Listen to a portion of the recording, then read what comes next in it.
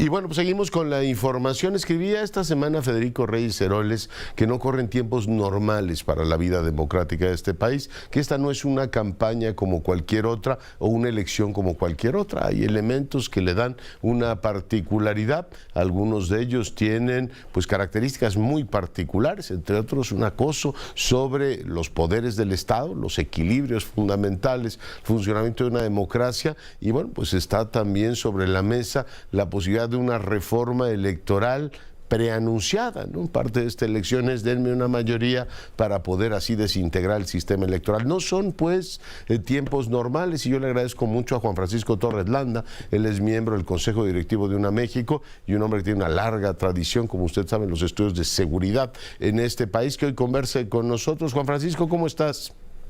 Leonardo, qué gusto saludarte a ti y a tu importante auditorio. Encantado. Oye, la marcha del domingo en este contexto que dibujaba de una manera muy general tiene un significado muy particular. Cuéntanos. Sí lo tiene, Leonardo, porque efectivamente, como tú apuntas correctamente, estamos en una situación inédita en el país en que hay una conjunción de, por un lado, el desenlace de este sexenio y la apertura democrática de que vengan cambios en el país. Pero para que eso suceda, tiene que haber un componente que es la columna vertebral, y me refiero a voto libre.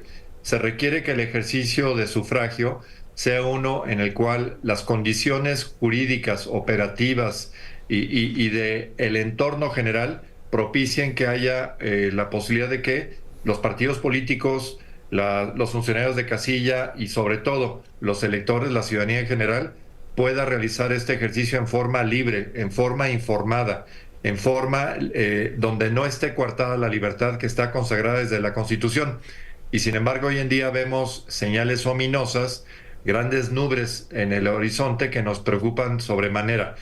Hay que señalar, de hecho, que el actual presidente, él pugnó por años para asegurarse que no hubiera intervención desde el gobierno, que los órganos legislativos no intervinieran en forma extemporánea en el proceso, que los órganos electorales pudieran justamente cumplir con sus obligaciones sin estar siendo vejados, intimidados o de alguna manera perturbados por el poder público.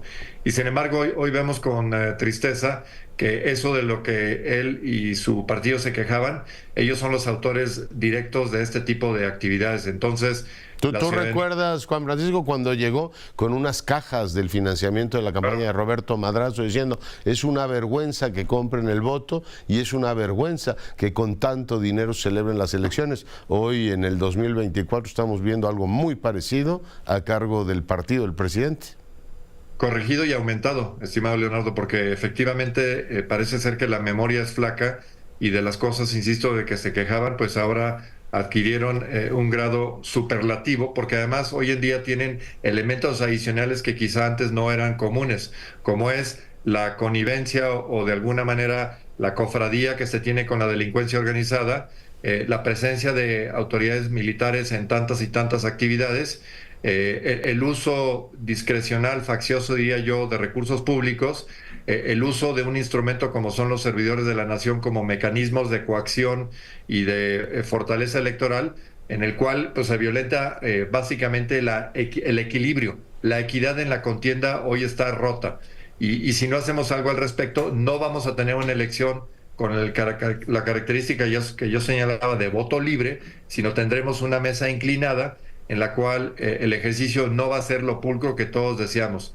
Y es por ello que la convocatoria de este domingo es tan importante, porque de lo que se trata es de defender nuestras instituciones, de defender nuestros derechos y asegurar, insisto, que ese proceso electoral sea lo más diáfano posible para que de ahí surja una determinación de la voluntad popular, de una determinación libre e informada para que los resultados sean respetados en todos sus términos. Es por ello que estamos convocando a que en este momento, que además es tan crucial antes de que inicien las campañas, para asegurar que todo el mundo manifieste su voluntad, es decir, independientemente de filiación política, esto no tiene nada que ver con ninguna candidatura, es simplemente defender los derechos de la ciudadanía. Oye, te pido tu pulso sobre tres cosas, te robo 3 minutos más. Uno, el tema de la violencia, tú además conoces muy bien todos los asuntos de seguridad pública, ¿está amenazando la violencia, el crimen organizado, la integridad de las elecciones? Ese sería el primer punto. El segundo es la información y la liberación pública.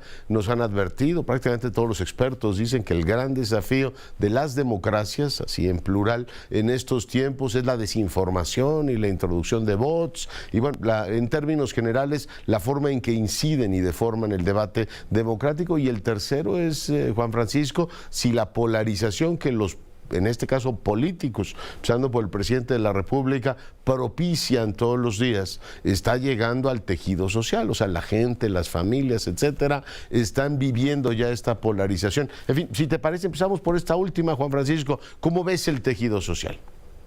Sí, definitivamente se siente un efecto nocivo, que es el hecho de que haya una estigmatización, una polarización entre la ciudadanía, cuando es perfectamente permisible que haya contrastes, que haya distintas ofertas, que haya opciones, y así las tendremos en la boleta electoral, pero de lo que no abona nada a un clima pacífico y de democracia es que haya un estigma de decir unos contra otros, buenos contra malos, etcétera. No, esa no debe de ser la tónica. La tónica debería ser un solo país, un objetivo de cómo mejorar y escuchar distintas voces para que uno decida decididamente por cuál fórmula me puedo inclinar. Y eso es válido a nivel federal, a nivel estatal, a nivel delegacional, etcétera.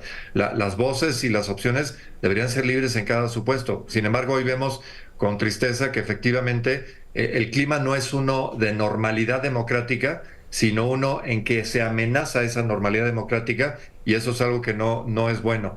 De la misma forma, la desinformación, es decir, el hecho de que se utilicen mentiras o verdades a medias, impulsan una pseudo realidad del país que hoy sabemos muchos no existe así, pero con una técnica goebbeliana de repetir muchas veces una mentira, parece que se generan verdades ahí en la superficie, cuando en la realidad abajo suceden cosas muy distintas. Y de las cosas que suceden abajo, la violencia es de lo que más nos tiene preocupado, porque en la vida diaria de la ciudadanía ya no hay espacios en el país, salvo quizá 3 estados como son Querétaro, Yucatán y Coahuila. Todos los demás estados, los 29 estados restantes, están totalmente tomados o acosados por la delincuencia, por esta violencia. En el proceso electoral no es un antecedente bueno ni antes, ni durante, ni después. No lo es bueno antes porque no nos sentimos con la tranquilidad de ni siquiera deambular en nuestras propias ciudades o de transportarnos a otro lugar. No es bueno para el día de la elección, porque seguramente habrá muchas casillas